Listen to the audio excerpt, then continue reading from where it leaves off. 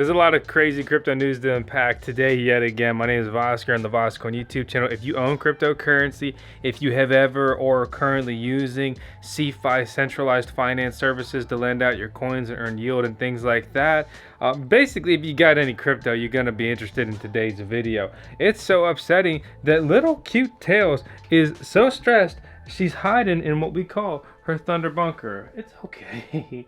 You're a good girl. But that's a good example of the market conditions we're in. Also, we've had a little bit of thunderstorms around here, and Tails absolutely hates thunderstorms. It's so sad. But it's one of those like sunny thunderstorm things that's about to pass. And once it's over, I'll go outside and show her, and she'll be all happy again. But until then, we grump. So let's just go ahead and grump through this whole video, because I'll be honest, that's really nothing but bad news.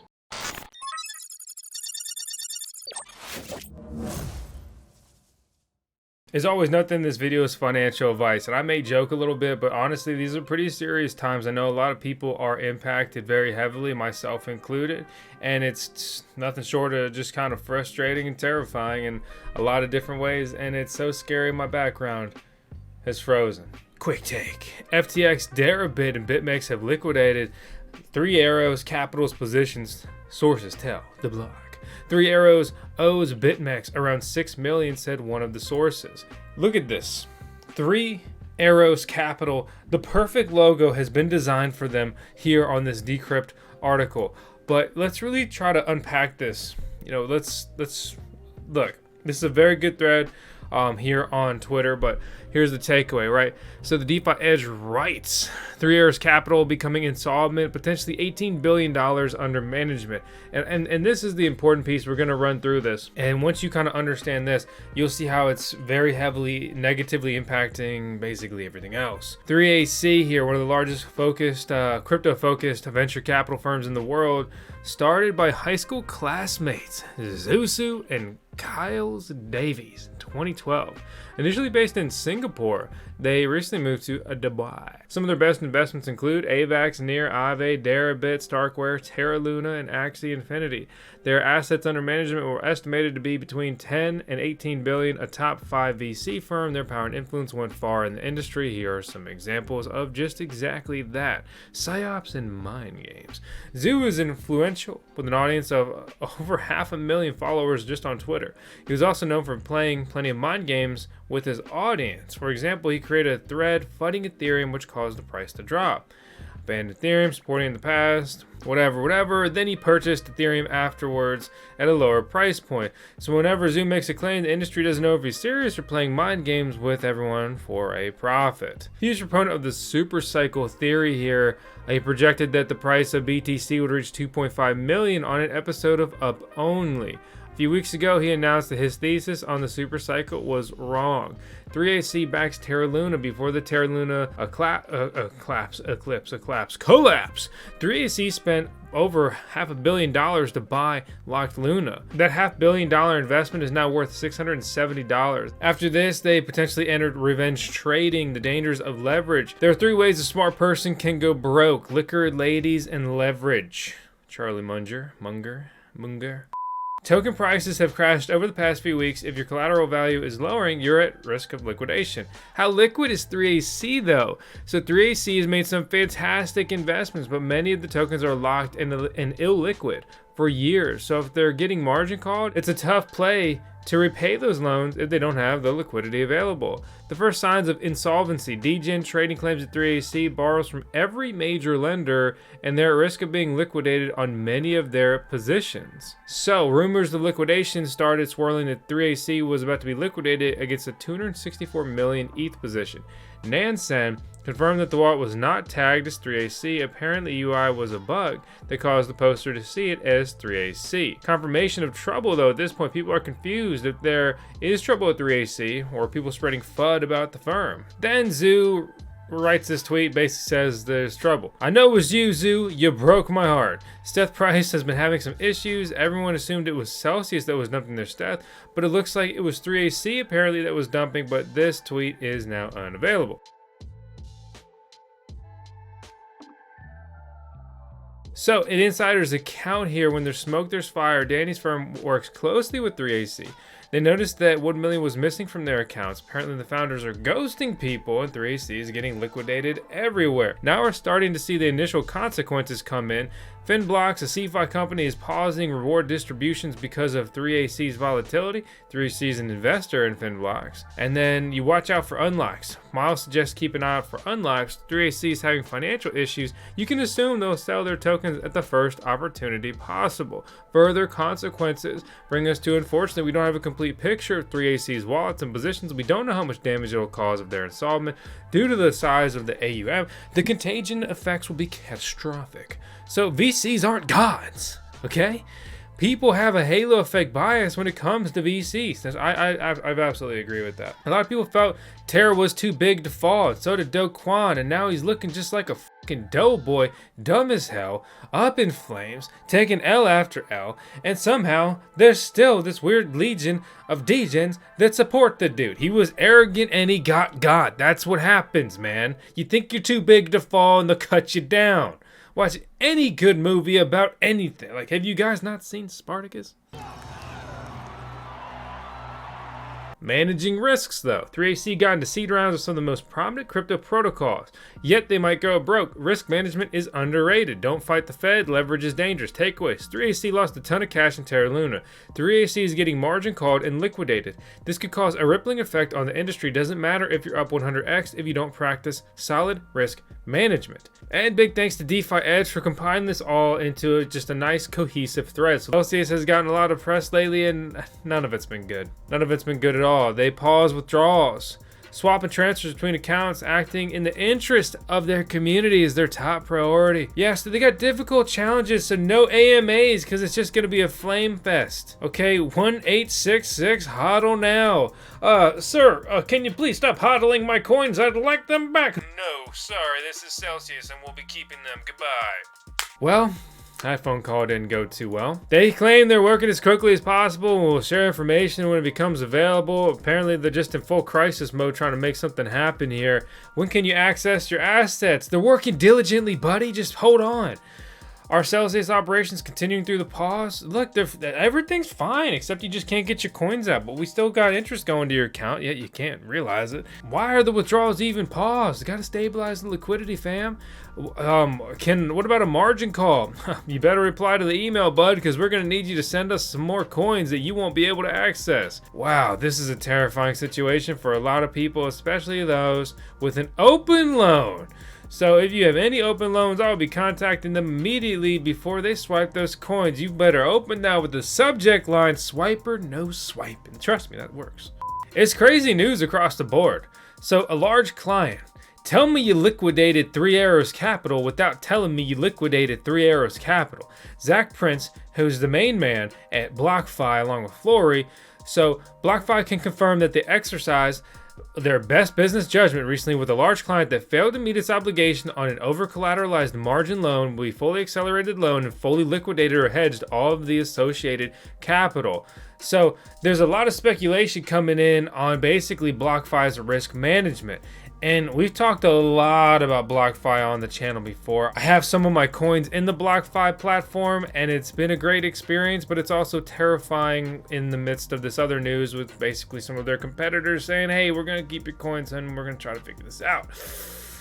Yeah, but Blockfi claims that risk management practices and systems allow them to act decisively to mitigate risk in accordance with contracts. These actions may include margin calls, asset liquidation when appropriate. Blockfi can confirm that they utilize their best business judgment here. No client funds impacted. Blockfi's prudent, proactive risk management is the benefit for their broader client base. In fact, they're fulfilling increased demand for institutional borrowers at higher interest rates. So they have always passed on as much yield from the lending to the retail clients as possible.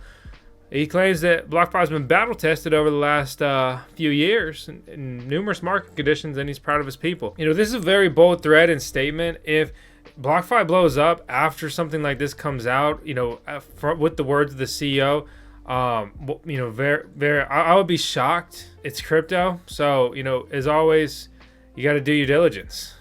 Also, on the topic of Blockfi, something else we've been working on. I just have one question for you. What's your favorite crypto color? And would it perhaps be Bitcoin orange? or he just like the legend KN592 is getting a like on that comment. Voskcoin green, baby. Let's go. Let's go. So it brings us to something else that's a little less funny. So this is basically what some people are calling. Let me look at this note I have here. Let me look at the note. One eternity later. I'm working on a full video about Vertu, but I wanted to touch on it here because it's, you know, rapidly developing here. And basically, it's supposed to be the iPhone of Elon Musk using SpaceX satellite and an NFT collection on the Binance Launchpad. That's kind of the key takeaway. And you may think, but Vosk, the market conditions are really bad. Do we really want to open exposure to something like this? I mean, that's entirely up to you and your risk tolerance here. So they have actually a fun tagline that I think would resonate well, or will resonate well with the crypto community. It's privacy is the new luxury, and it's cryptocurrency that's really shown, I think, me and many other people just how critical privacy is. I mean, it's numerous reasons. Above all, just safety, right? Just your own safety. They claim to have a genius designer, an F1 engineer team, key talents later hired by Apple to create what is now called the iPhone, Schiller and Jobs' favorite phone, way more than a Nokia encrusted with diamonds, the pioneer of luxury mobile phones. I wasn't really actually familiar with Vertu until I saw this crypto project come across my desk, and nothing really comes across my desk physically. It's kind of like virtual stuff. We're in the digital age, okay? Maybe that means it's just in an email. Luxury phone provider. And there's a lot of people in crypto that love luxury stuff. And then you combine that with NFTs. I mean, people out here buying Bored Ape, Yacht Club, liquor bottles that are virtual. Like, you can't even have a sip. Okay, welcome to crypto where anything goes. Yeah, anyway, I'm going to make a whole video breaking this down. But, you know, there's a lot of history here. We got companies that are a couple decades old, pivoting towards, you know, metaverse, Vertuverse. We have a luxury phone brand. We have prestigious or accomplished engineers and designers and things like that. You know, it's interesting. You know, Vertu's collaborated with luxury houses such as Ferrari, Bentley, and Boucheron. Okay, pushing back the limits of mobile phones and jewelry. Personally, I'm curious to see where this goes. There's some kind of, you know, weird cryptic thing going on here. I implore you to figure it out and let me know, because as far as I know, it just looks like we're trying to solve a Bitcoin block. There's no disputing it. The crypto market is terribly red. We see a sub $1,000 Ethereum, a sub $20,000 Bitcoin, and a sub $1 Tether. Okay, but not by much. It's pretty terrifying. I mean, a lot of major cryptocurrencies down at least 20%. Again, you know, Ethereum down 40% just in the last 7 days. It's scary. It's terrifying. It's bloody. Like, just can somebody hold me? Huddle gang, huddle gang, huddle gang. Crypto turmoil, tumult. What the hell is tumult? A few moments later. I guess that's a good word choice here. Being used in the definition of confusion or disorder. So crypto disorder spreads as lender Babel Finance puts freeze on withdrawals. So Babel Finance, I'm not too familiar with them.